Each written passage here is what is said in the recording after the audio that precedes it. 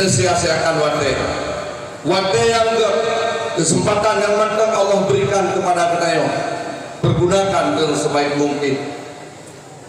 Rugo tunggu hadirin sekalian, drone yang lagi titip lurun si drone di lembaga Darul Munawarah.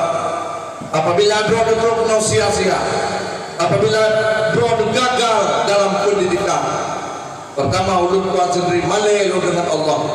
Kamu peradilan guru malai dengan Allah dan malai dengan urun si drone.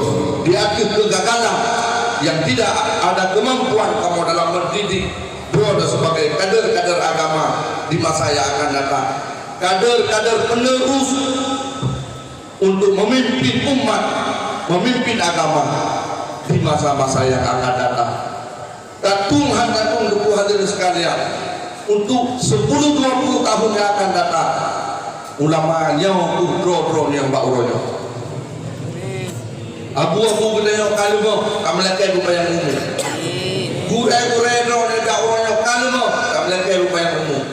So yang akan melanjutkan perjuangannya, perjuangan Rasulullah, perjuangan agama, perjuangan para ulama-ulama gedeo yang telah mendahului gedeo yang drone yang tengah di ruang-ruang pelajaran, di bangku-bangku pelajaran, khususnya di lembaga daya Darul Munawarah yang gedeo cintainya.